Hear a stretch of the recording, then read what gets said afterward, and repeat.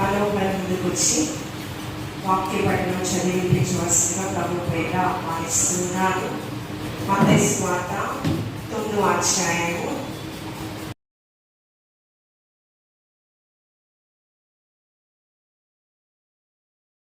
మత్తయి సువార్త 9వ అధ్యాయము 2వ వచనం నుంచి 5వ వచనం వరకు. ఈ దినంలో ఏర్పరచబడిన వాక్య భాగము మత్తయి సువార్త 9వ అధ్యాయము 2 నుంచి 5 వచనాలు. ఇదిగో జనులు పక్షవాయుతో మంచం పట్టి ఉన్న ఒకరిని ఆయన ఎదురు తీసుకొని వచ్చింది. యేసు వారి విశ్వాసం చూసి, కుమారుడా, ధైర్యంగా ఉండుము, నీ పాపములు క్షమింపబడినని పక్షవాయు గల వాటితో చెప్పాడు. ఇదిగో శాస్త్రులలో కొందరు ఇతడు దేవదోషులు చేసినాడని తమలో తాము అనుగుణంగా యేసు వారి తలములు గ్రహించి, మీరెందుకు మీ హృదయంలో దురాలోచనలు చేస్తున్నారు? నీ పాపము క్షమింపబడి ఉన్నది. చెప్పుట సులభమా? లేచి నడువు అని చెప్పుట సులభమా? దేవుడు తన పరిశుభాక్యం దీనికి ఆశ్రయించుకుంటా. ఆమేన్.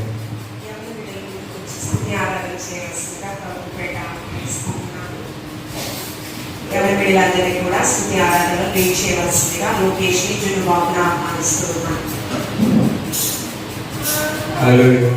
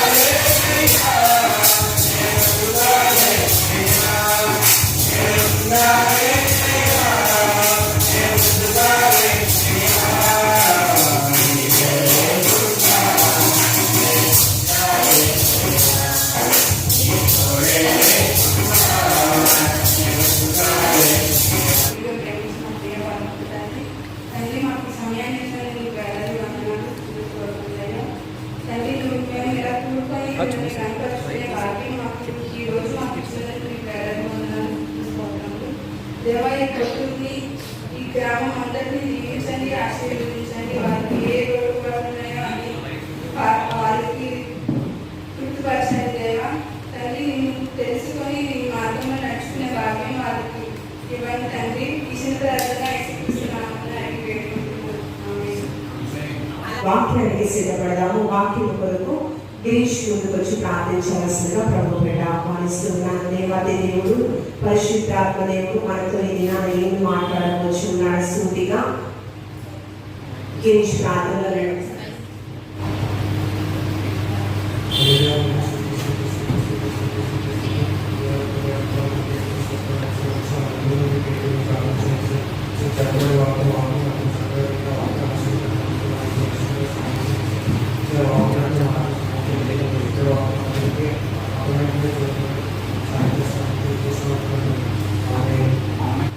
వాక్యం చదివించినటువంటి గిరీష్ దేవుడి ఆశీర్వదించుగాక. అందరూ కూర్చున్నామని దేవుని యొక్క వాక్యములను ధ్యానం చేసుకున్నాము. పరిశుద్ధాత్మ దేవుడి క్రైస్తవులు అనబడేటటువంటి వారు క్రీస్తు యొక్క రాకడ బహు సమీపంగా ఉన్నది కనుక ఈ స్వరం ఎంతవరకు నిలబడుచున్నదో ప్రతి ఒక్కరు కూడా క్రీస్తు రాకడ కొరకు ఏ విధంగా మనమందరం కూడా సిద్ధపడి ఉండాలని పరిశుద్ధాత్మ దేవుడు మనతో మాట్లాడవచ్చు ఉన్నాడు. భక్తుడైనటువంటి యోహాను గారు రాసినటువంటి ప్రకటన గ్రంథము 3వ అధ్యాయము 16వ వచనం. 3వ అధ్యాయము 16వ వచనం.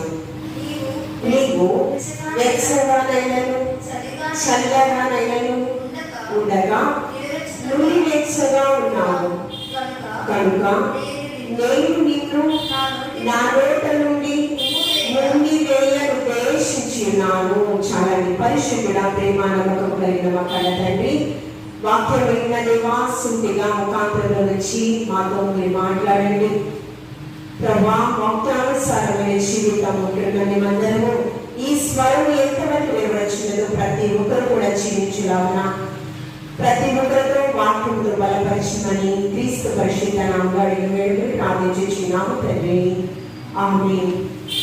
ఈ దినము రెండు తలంపుల మధ్య, లేకపోతే రెండు ఉద్దేశాల మధ్య, లేకపోతే ద్విమనస్సు కలిగి ఉంటే, అంటే రెండు తలంపులు అంటే ఎలా ఉంటాయి?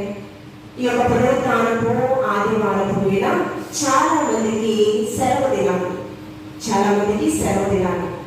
అపవాది ఏమంటాడంటే ఈ సెలవు దినము లోక సంబంధమైన పనుల కొరకు ఉపయోగించవచ్చు కదా.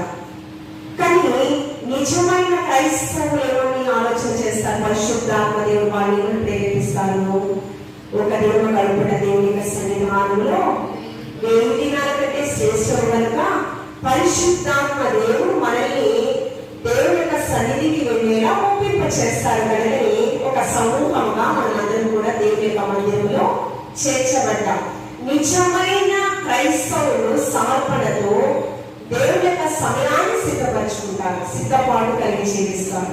అంటే రెండు తలంపుల మధ్య అంటే బాప్తిసం తీసుకున్నప్పుడు ఎలాంటి తీర్మానం కలిగి ఉంటామో మన మరణ పర్యాంతం వరకు కూడా దేవునికి ఇవ్వవలసిన సమయాన్ని మనం సద్వినియోగపరుచుకుంటాం, తలాంతులను సద్వినియోగపరుచుకుంటాం, పరిశుద్ధులుగా జీవిస్తాం, విశ్వాసతలో జీవిస్తాం, యథార్థత కలిగి జీవిస్తాం, సమర్పణ కలిగి జీవిస్తాం. ఆత్మ ఫలములో ఎన్ని సుగుణాలు ఉన్నాయో అన్ని సుగుణాలు కలిగి మనం ఈ లోకంలో జీవిస్తాం. అందుకని భక్తుడైనటువంటి యాకోబు గారు మాట్లాడుచున్నారు. రెండు తలంపులు కలిగి, అంటే నువ్వు వెచ్చని స్థితి మనకు ఉన్నట్లయితే పరిశుద్ధాత్మ దేవుడు వాక్యం దేవుడు మాట్లాడినాడంటే నా నోట ఉన్ని వేయ ఉద్దేశించున్నాను. నేను ఆయన నోట నుంచి ఎవరైతే రెండు తలంపులతో ఉన్నారు, రెండు ఉద్దేశాలతో ఉన్నారు, నుండి వెచ్చని స్థితి ఉన్నారు, వారి మీదంట దేవాది దేవుడు ఉండి వేయ ఉద్దేశించుచూ ఉన్నాడంట. పరిశుద్ధ రక్తం నుంచి సొంతైన జనాంగముగా దేవాది దేవుడు మనల్ని ఏర్పాటు చేసుకున్నాడు. అలాంటి స్థితి మనకున్నట్లయితే చూడండి, యాకోబు గారు తన పత్రికలలో 1వ అధ్యాయము 6-7 వచనాలను అవిశ్వాస పనులు మనం ఉన్నట్లయితే, ద్విమనస్సు కలిగి మనము జీవించినట్లయితే మనము ఏ విధంగా ఉంటాము? అస్థిరత్వాన్ని కలిగి మనం ఈ లోకంలో జీవిస్తాము. స్థిరం లేని జీవితాలు, ఫలభరితము లేని జీవితాలు మనం చూస్తూ ఉంటాం. అంటే ఎంతకాలం బ్రతికినా వాడు బ్రతికాడరా, ఏ ఉపయోగం లేదురా వారి జీవితాన్ని బట్టి. కుటుంబానికి మేలు లేదు, సంఘానికి మేలు లేదు, సమాజానికి కూడా మేలు లేదు. యాకోబు పత్రిక 1వ అధ్యాయము 6-7 వచనాలను చదువుతాం. అయితే అతడు ఏమాత్రము సందేహింపగా విశ్వాసముతో అడగవలను. ఎలా అడగాలంట? సందేహింపగా. అంటే అవిశ్వాసం అనేటటువంటి ఆనవాళ్ళు తనలో ఉండకూడదు. సందేహింపగా విశ్వాసముతో అడగవలను. తరువాత సందేహించువాడు గాలి చేత రేపబడి ఎగిరిపడు సముద్రపు తరంగమును పోలిందురు. తర్వాత అతి మనుషుడు విమనస్కుడై తన సమస్త మార్గములందు అస్థిరుడు. ఏంటంటే తన సమస్త మార్గములందు జీవనోపాధి కొరకు ఏ మార్గాలను మనం ఎంచుకుంటాం. ఏంటంటే ఎవరు వీళ్ళైతే బాగా చదివితే ప్రయోజనంగా ఉంటారు, ఒక మంచి జాబ్ ని గెయిన్ చేస్తారంటే. అదేవిధంగా మన తల్లిదండ్రులు జీవనోపాధి కొరకు శక్తికి మించని కొన్ని ప్రయాసపడుతుంటారు.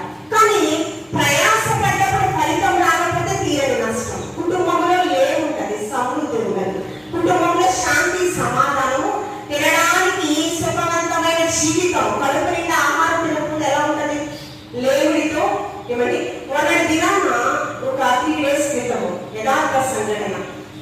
చిన్న బిడ్డ, చంటి బిడ్డ, వారి యొక్క తల్లిదండ్రులంట ఒక జీవనోపాధి కొరకు సామాన్య పనులు చేస్తూ ఉన్నారు.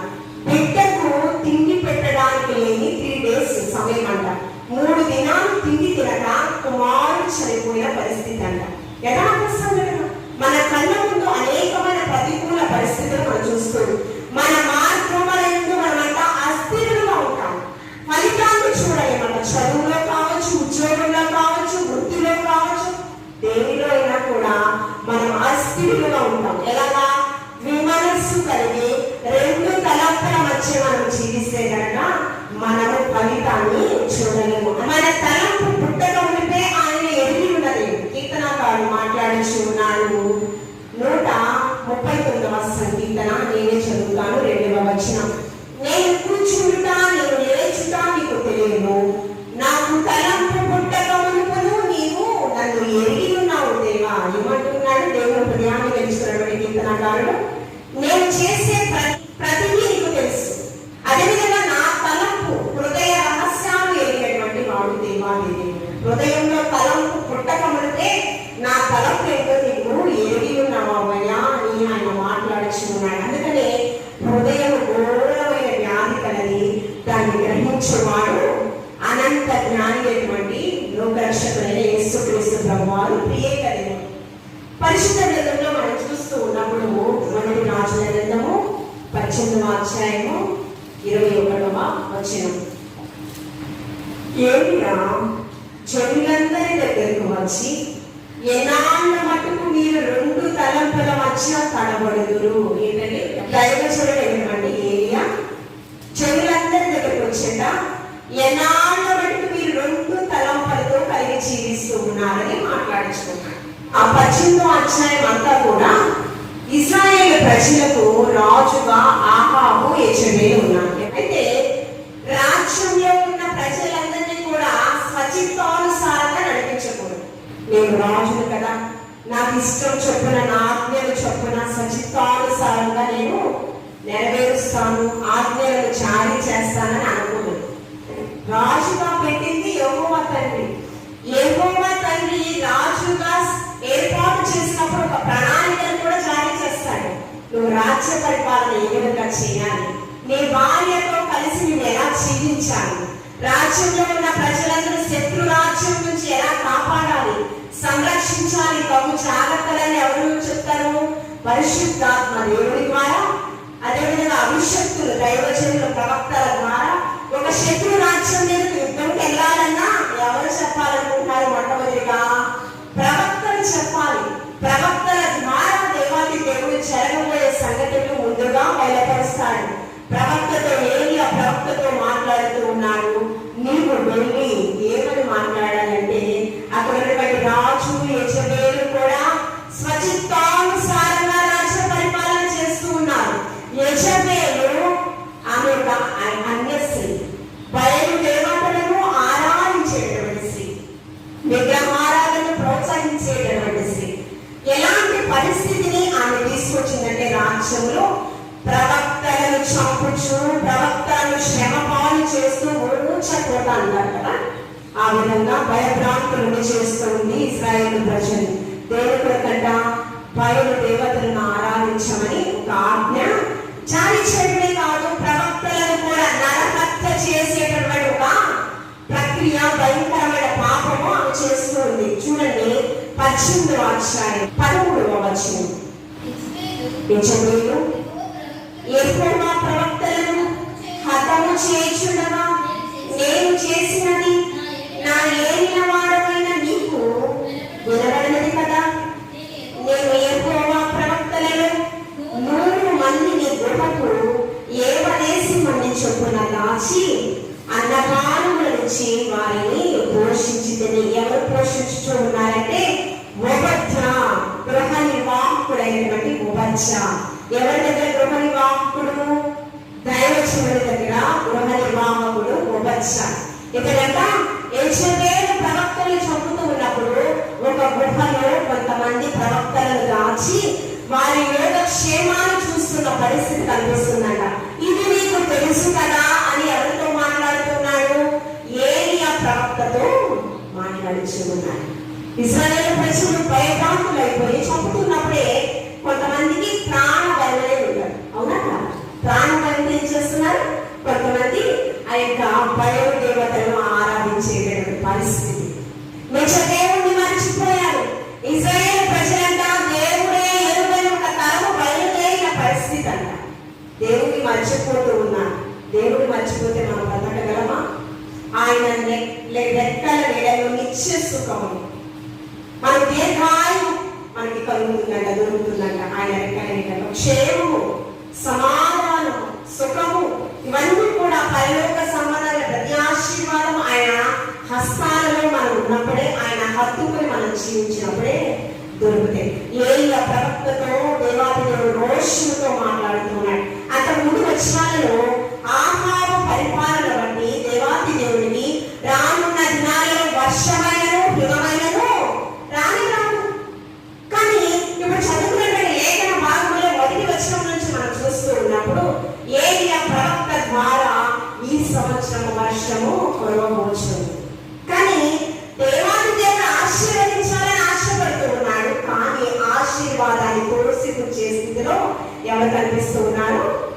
రాజు రాణి చేసినటువంటి పరిపాలన బట్టి దానికి పర్యవసానం శిక్ష ఎవరు అనుభవిస్తూ ఉన్నారు?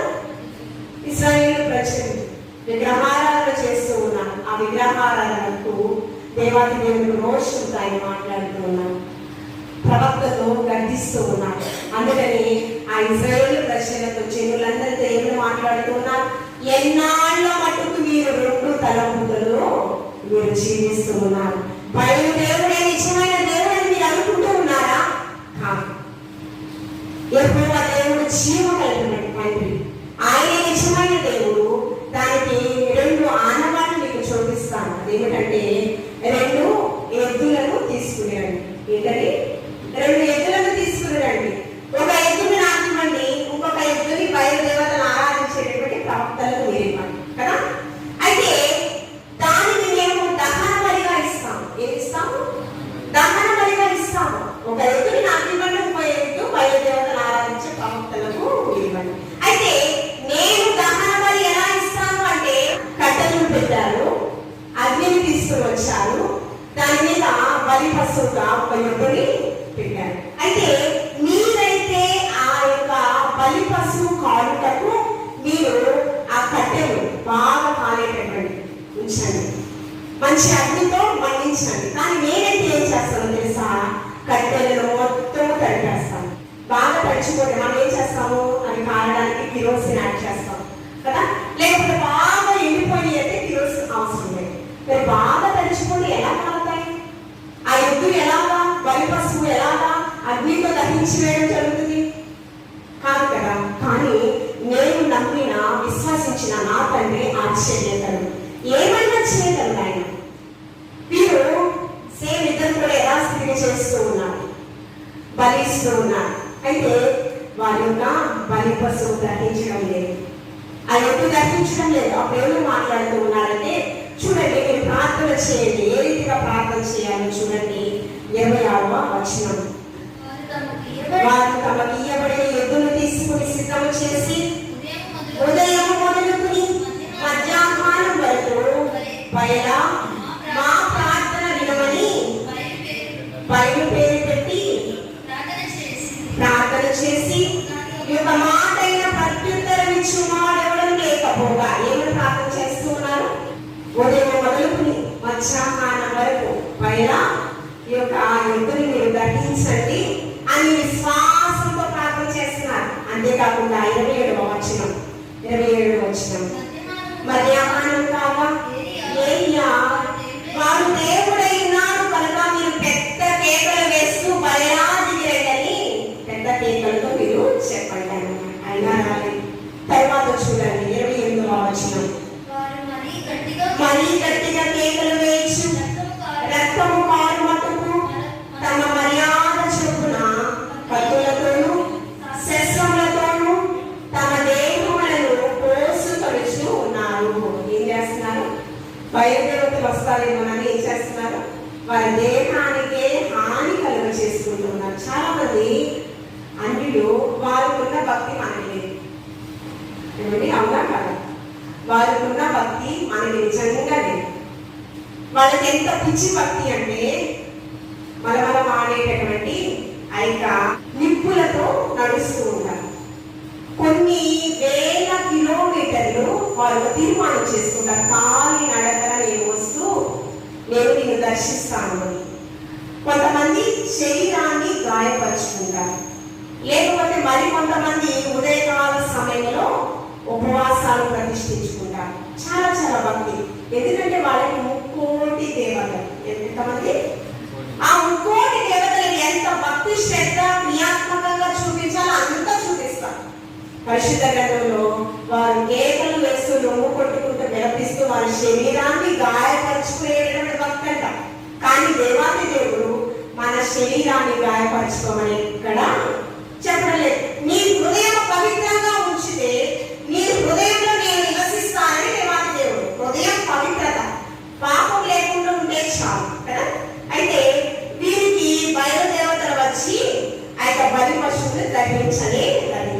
కానీ ఈ యొక్క ఏలియా ప్రవక్త చేసినటువంటి ప్రార్థనను బట్టి చూడండి, 33వ వచనం.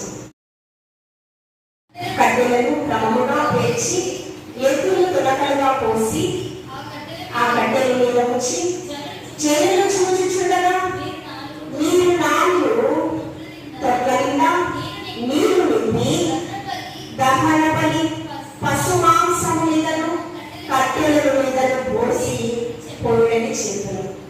తర్వాత కూడా అదైన తర్వాత రెండవ మారు ఆ ప్రకారం ఏది వాళ్ళు చేస్తూ ఉన్నారంటే, మొదటిసారి కట్టెలన్నింటినీ తడిపేశారు దహన బలితో, ఆ బలి పశువుతో సహా ఎద్దును కట్టెలను. రెండవ మారు కూడా తడిపిన పరిస్థితి. ఇన్ని మారు తడిపితే మరి ఆ యొక్క బలి పశువు దహించబడుతుందా? కానీ ఆశ్చర్యకరుడు కదా. చూడండి 37వ వచనం. యెహోవా నా ప్రార్థన ఆలకింపుము, యెహోవావైన నీవే దేవుడవై ఉన్నావని, నీవు వారి హృదయములను నీ కట్టు తిరుగ చేయవని ఈ జనులకు తెలియనట్లుగా నా ప్రార్థన అంగీకరించుము. ఆ ప్రార్థన చేసిన తర్వాత ఆ కింద వచనాలను 38వ వచనం. ప్రార్థన చేయుచుండగా యెహోవా వీధికి దహన బలి పశువులను కట్టెలను రాళ్లను బుగ్గిని ధరించి కందకమందుల నీళ్లను ఆరిపోచేస్తాను. ఏంటంటే నిజమైన దేవుడు ఎవరైనా వాళ్ళకి బయలుపరిచిన పరిస్థితి. దేవుడు నిజమైన దేవుడు కాడు కనుక దహన బలి పశువు అది కాలిపోయిన పరిస్థితి లేదు. నిజమైన దేవుడు సర్వశక్తి మంత్రి యెహోవా దేవుడు కనుక ఆ ఇశ్రాయేలు ప్రజలందరూ కూడా వారికి కనిపించినట్టు, వాళ్ళ కళ్ళలో ఉన్నటువంటి పొరలు తీసివేసినట్టు, వారి యొక్క మనోనేత్రాలు జరిగినటువంటి కార్యాన్ని చూసి దేవాది దేవుడు వెలిగించబడ్డారు. కాబట్టి ఆ జరిగినటువంటి సంఘటన చూసి మా దేవుడే నిజమైన దేవుడని ఎప్పుడైతే వెనుకకు తిరిగిన ఇశ్రాయేలు ప్రజలందరూ మరలా నిజమైన దేవుడిని ఆరాధన చేయడమో వారు మొదలుపెట్టారు. అక్కడ క్రియ ఎప్పుడైతే జరిగిందో వెంటనే ఏళ్ళ ప్రవక్త ఏం చేశారో తెలుసా? ఆ బయల ప్రవక్తలందరినీ కూడా చంపేశారు. ఎవరి? బయలు. కాబట్టి మనము రెండు తలంపులతో జీవించిన అవసరం లేదు. ఒక పని మనం చేసేటప్పుడు ఆ కార్యం జరుగుతుందో లేదో అనేటువంటి రెండు మనస్తత్వాలు మనలో ఉండడానికి వీలలేదు.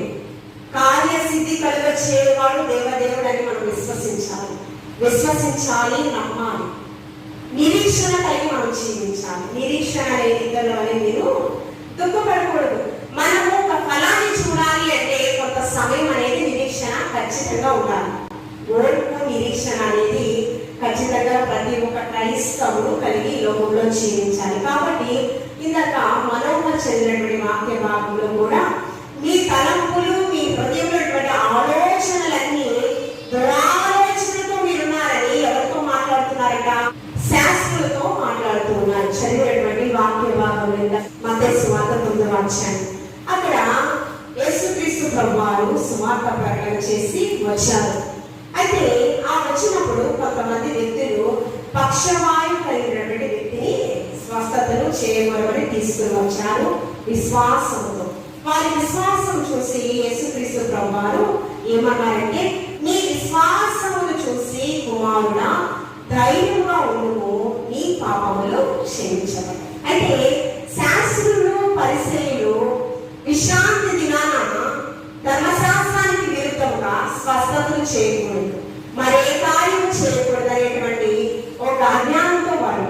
కానీ యేసుక్రీస్తు ప్రభువారు ఏమంటూ ఉన్నారు, ఆ విశ్రాంతి దినాన్ని విశ్వాసంతో నీవు ఉన్నావు కనుక కుమారుడు ధైర్యంగా ఉండవు, నీ పాపము క్షమించబడిందని చెప్పినప్పుడు వారి కోపంతో ఏమంటూ ఉన్నారంటే, దేవదూష నీవు చేస్తూ ఉన్నావు అని శాస్త్రులు మాట్లాడుతున్నారు. అప్పుడు శాస్త్రులను బట్టి ఆయన అన్నటువంటి మాట ఏమిటంటే 4వ వచనము, యేసు వారి తలంపులు గ్రహించి మీరెందుకు మీ హృదయములలో దురాలోచన చేయించున్నారు. ఏం ఆలోచన చేస్తూ ఉన్నారట? మంచి ఆలోచన కలిగితే ఏమవుతారు? అవసరతలో ఉన్నాడు కదా, పక్షవాయుతో ఉన్నాడు కదా, అనేకమైన స్వస్థతలు ఇప్పటివరకు చేశారు కదా, అతను స్వస్థపరిస్తే బాగుండు అని మంచిగా ఆలోచన చేస్తారు. వారి ఆలోచన ఏంటి? రెండో మనసు ఆలోచన ఉంది. మొదటిగా ఏమో పైకి బాహ్యంగా ఎలా కనిపిస్తున్నారు శాస్త్రులు, స్వస్థత చేస్తాడేమో చూద్దామని. లోపల అంతరంగికంగా వారికి ఉన్నటువంటి రెండవ ఆలోచన ఏంటి? నేరారోపణ చేయాలని, నేరం మోపాలని శాస్త్రులు పరిచయలు 3.5 సంవత్సరాల పరిచయలో యేసుక్రీస్తు ప్రభువాన్ని వెంబడించారు. ఆయన నిజంగా భయభక్తులతో వెంబడించలేదు, ఆయన్ని సిలువకు అప్పచెప్పాలనే ఉద్దేశంతో ఏదైనా నేరం మోపాలని శత విధాలా ప్రయత్నించారు. ఆయన అంటూ ఉన్నాడు యేసుక్రీస్తు ప్రభువారి వచనాల్లో, పాపములు క్షమించబడ్డాయి అనేటటువంటిది మంచిదా, లేకపోతే నువ్వు స్వస్థతను పొందుకున్నావు అని చెప్పడం మంచిదా? ఏది న్యాయమో మీరు చెప్పండి నాకు. పాపము తనలో ఉంది కాబట్టి పక్షవాయువునేటువంటి వ్యాధిని అతను పొందుకున్న పరిస్థితి. ఎప్పుడైతే తనలో పాపం వెడలిపోయిందో, తన పశ్చాత్తాపంతో దేవుని పాదాల చేత శరణు వచ్చాడు, ప్రభువా నన్ను స్వస్థపరచు. విరిగి నలిగిన మనస్సే దేవాది దేవుడికి ఇష్టమైన బలి అర్పణ. విరిగి నలిగిన మనస్సుతో ఆయన అడుగుచి ఉన్నాడు, ప్రభువా నా పాపాలు క్షమించయ్యా. సుఖరి ప్రార్థన రొమ్ము కొట్టుకుంటూ ఆకాశం తల్లి చూసి ప్రభువా తండ్రి అని మొరపెట్టుటూ కూడా ధైర్యం చాలక ఆయన సుఖరి ఏడుస్తూ ఉన్నాడు. సుఖరి ప్రార్థన దేవాది దేవుడు లక్ష్య పెట్టాడు. పరిసయుడు 2 తలంపులతో ప్రార్థన చేస్తూ ఉన్నాడు. సుఖరి వ్యభిచారి ప్రభువా, నేనైతే ఉపవాస ప్రార్థనలు వారానికి 2 మార్లు చేస్తూ ఉన్నాను ప్రభువా, నేను పరిశుద్ధులను ప్రభువా, దశమ భాగాలు నేను ఇస్తూ ఉన్నాను ప్రభువా. 2 తలంపులతో కూడినటువంటి ప్రార్థన. చాలా మంది క్రైస్తవ సమాజంలో నేను బాగుండాలని కూడా మంచిది. ఎవరండి?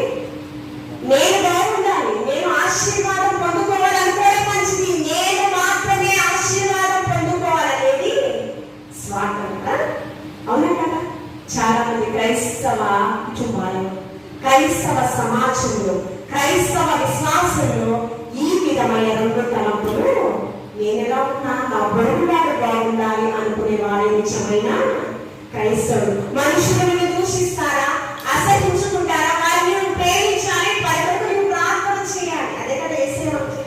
కాబట్టి 2 తలంపులతో మనము జీవించు. దేవుని మందిరంలో మనం పాటలు పాడుచు ప్రార్థన చేస్తూ వాక్యాన్ని సమయమందు అసమయమందు వింటూ మనలో ఉన్నట్లయితే, అందుకే నువ్వు దేవుని యొక్క మందిరానికి వచ్చినప్పుడు నీ ప్రవర్తన చాలా జాగ్రత్తగా. ఎందుకంటే 2 తలంపులతో నువ్వు దేవుని మందిరానికి వస్తున్నావు, నా కోసం నువ్వు రావడం లేదు. ఎవరి కోసం? నిజంగా మొరపెడితే నేనేం చేస్తాను? అతి సమీపంగా నేను ఉంటాను. నీవు నిజంగా మొరపెడితే నీవు అడగకపోతే నీ ఎక్కడేంటో, నీ ఎగ్జామ్స్ లో ఫలితం కావాలా, నీకు ఉద్యోగం కావాలా, స్థిరమైన నివాస గృహం కావాలా, ఏం కావాలి? ఆరోగ్యం కావాలా? ఇంతకు ముందు వచ్చేటప్పుడు మన రాష్ట్రమా జ్వరంతో బాధపడుతున్నారమ్మా, ఇంతకు ముందు వచ్చిన జ్వరాలు కాదు, ఇదేదో జ్వరాలు, ఒళ్ళు నొప్పులు, శరీరము సహకరించలేకపోవడము, ఏమైపోతుందో తెలియడం లేదు. నిజమే, దేవుడి యొక్క ఉగ్రత, సృష్టి దేవుడి యొక్క మాటలకు లోపడుచున్నది, మనుషులు దేవుడి యొక్క ఆయాసకరంగా బ్రతుకుతూ ఉన్నారు. అందుకని ప్రారంభంలో ఆదికాండము 6వ అధ్యాయము 5వ వచనం, నరుల చెడుతనము భూమి మీద గొప్ప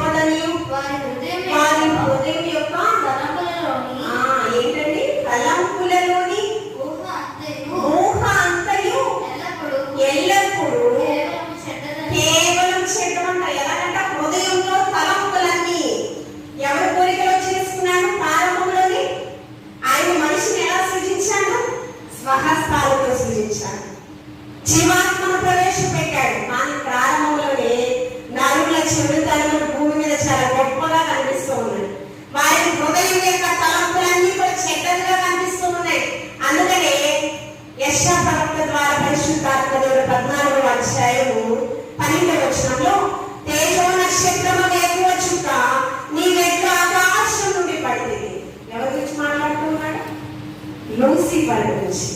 లూసిఫర్ పరమ తండ్రికి ఏక దేవునికి స్తుతి ఆరాధన చేసేటటువంటి వ్యక్తి. ఎలాగా?